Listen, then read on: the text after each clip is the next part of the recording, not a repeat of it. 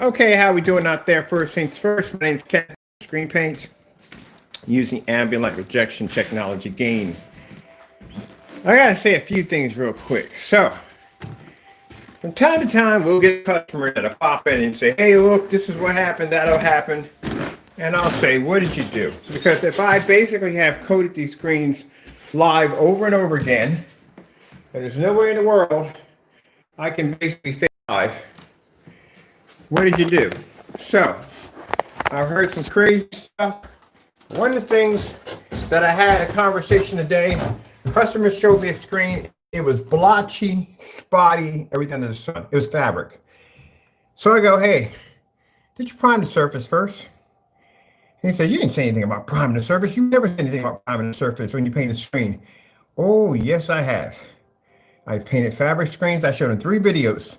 The driveway projection screen, where I explained to customers to prime the surface first, because that particular fabric, or thicker fabric, will basically absorb the paint heavier in some spots, light in other spots, and this will cause your screen to dry uneven. So every time I do a demonstration on fabric, I always explain, prime the surface first to allow it to absorb in all the paint, and with nice foundation, you paint it with our stuff." Sent them 3 videos of a step-by-step process. This is why we do live demonstrations when we paint those screens. There's no way you can argue around that. So now, the conversation has switched over to something else. You went from angry to upset to screaming and yelling at me to me showing you videos of me telling you to prime the surface, because not the screen comes out blotchy. Now, is it easy to fix? Yeah, it's easy to fix. Just got to prime the screen. Just go back over top of the screen with some primer, lay the foundation on it, and then repaint it again with the technology. That's it. That's how you fix the problem. But, I explain this. This is the reason why I do these demonstrations, and I explain it crystal clear. This is how you want to paint it. When you do a fixed frame screen, it has that metal bar in the middle. You want to pad the bar before you paint that screen, because you'll get a bar imprint in the middle of your screen. This is why you don't see that imprint in the middle of my screen, because I pad the bar. So I give you this information to help you be able to have a better picture quality and an easier way of painting your screen without any hassle or craziness. But if you don't listen to the information that I give you, and guess what? That's your shortcoming. I'm sorry, but it's true. All right, so here it is with our screen here in the kitchen. This is the cardboard contact paper projection screen on the ultra short throw. As I said, my kitchen's pretty bright. Everything sits next to a window. It's not exactly sitting next to a window because it's actually pushed in a little bit. If it was sitting next to the window, it'd be sitting right on the edge of it, and light would be passing, hitting the screen. But there's still a good amount of light in my environment, as you can see, and it's picking up quite nicely. Got it to match my countertops and everything. I can come in here and work on my labels and watch a little TV. Got it hooked up to the Chromecast. I got to do some better wire management right there, so I'm going to tuck all that behind there. But other than that, I love it. And just sit here and just enjoy the screen while I do a little work and stuff like that. And, instead of having to have my cell phone up there, I can watch from there. So now we have a screen in the kitchen right there. I was watching Angry Bird off it last night when I had it in the kitchen over here. Turn on these are the lights that sit right next to my screen. Show the angle gain. That's the beautiful thing about this technology. It allows you to think outside the box, here it is. I can make a cardboard screen, make a nice little border around it so it matches my granite top. So it doesn't take anything away from the kitchen. I absolutely love it. I wanted to share that with you today. The early in the morning, I had painted the 135, which needed to be done. Get that out of the way.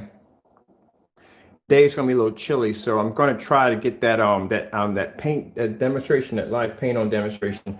Try to get that out of the way because I'm trying to get to that one because I got to change the trailer. But every time I turn around, I always got something a little more that's gonna pop up.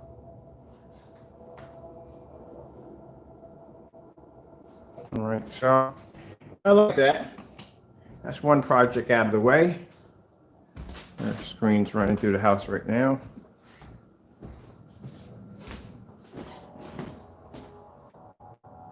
So I can put my camera right here See how you can see that screen running over there crystal clear? You can see the screen running at the same time.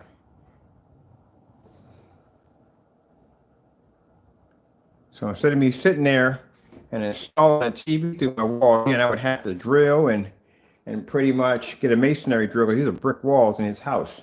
His house is a little bit of brick and cobblestone. So I would have to use a masonry drill to punch a hole through that wall and then put a TV up there. When I just basically just get some cardboard and a little bit of contact paper that will blend in, because TV's not going to blend into my granite top. It's going to be a big black image right there. But I got the nice little granite to match the countertop real nice. And then I got the ultra short throw projector up there, and I can choose the size I want without it costing me more money. That's a beautiful thing. When you can choose the size you want without it costing you more money. All right, so let's show you how far we got along in the gaming room. You know, that's why I'm telling people, you know, you gotta listen. When I do these demonstrations, you gotta listen, because I'm trying to tell you things that you don't want to run into. That's right here. I'll get my screen to activate. We're over here in my my office. And this is what I was trying to explain to him. It's a live demonstration right there. That's me priming a piece of fabric. That's the same screen that I use in the backyard, front yard, to make the front yard driveway screen. And in this conversation, I explained to everyone that why I'm telling you to prime that surface. So for him to sit there and send me he wasn't too angry and upset, but he was basically all the blame on me. And I was just trying to explain to him, look, man, if you listen to what I said, that's the last video I've done on a fabric screen. It's not hidden in the archives. It's very easy to find. Painting a fabric screen, a bunch of them pop up. And every one of them, I prime the surface. Why do I prime the surface? Because I learned myself, firsthand experience, what happens when you don't prime a surface. That's how I know. So that's why I tell people to do it, because I learned from my own experience. So here's the screen right here, all painted and done. Right there. And over here, we have an arcade screen running the Xbox system. Original Xbox system.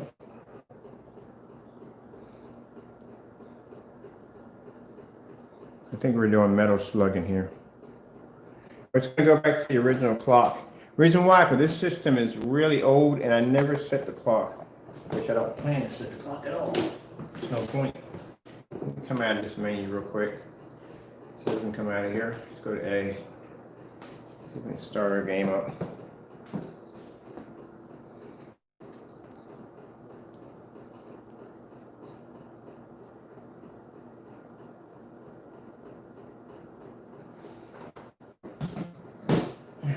We got to get ready to get this screen ready to be taken care of.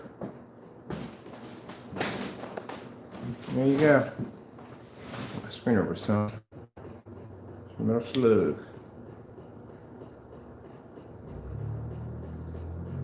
Now how we're going to do this is we're going to, let me set you guys a little higher up so you can see the battle plan of how we're going to do this. How we're going to set this up. Here's the arcade machine. The sides are styrofoam, so that's all going to have to be done in cardboard. All this is going to have to be mapped out in cardboard. And I got some contact paper that I can go in and I can change it to what I want with the contact paper. So hold on for a minute. We got a battle plan on how we're going to do this. How we got to do it this thing.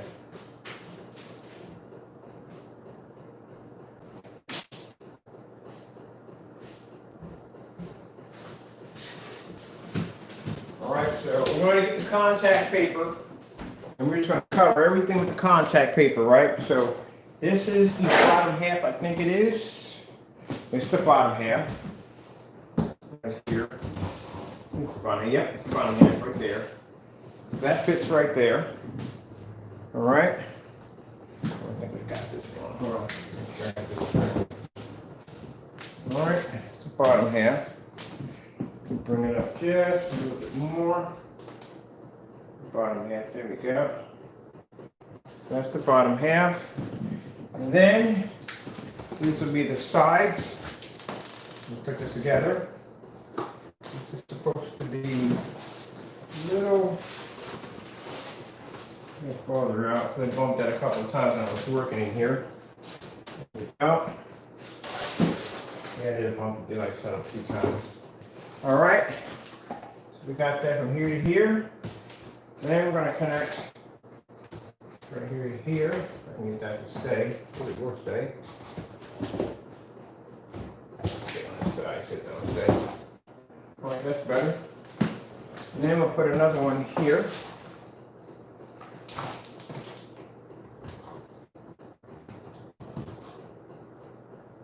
All right, let's stay a little bit.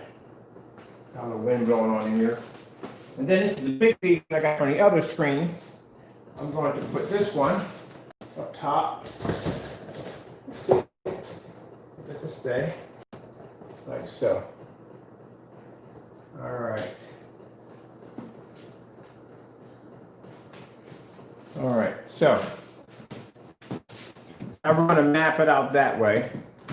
Then all this is going to be covered in different color contact paper, so it's going to be pretty cool to get done with it.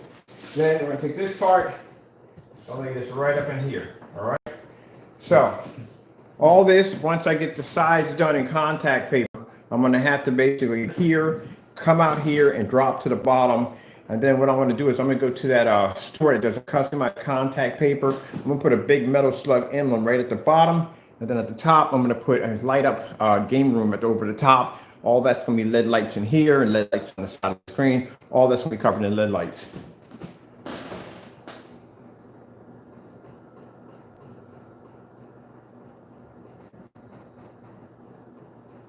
And I got some white areas showing right there. So what I'm going to have to do is come in with a little frog tape.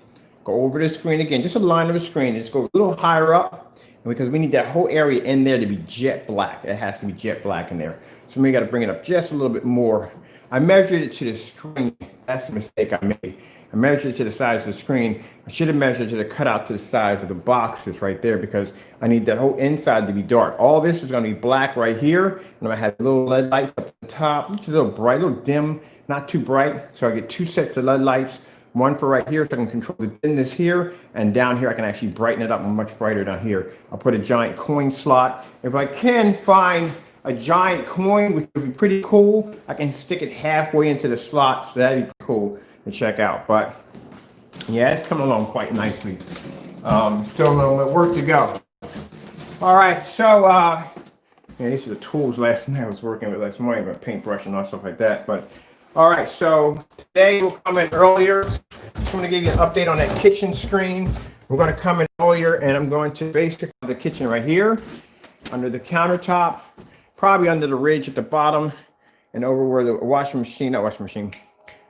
dishwasher is supposed to be at, and then over there, back over, and on the back over again, and up to the top. We'll put them right there over there to blend in with that screen over there.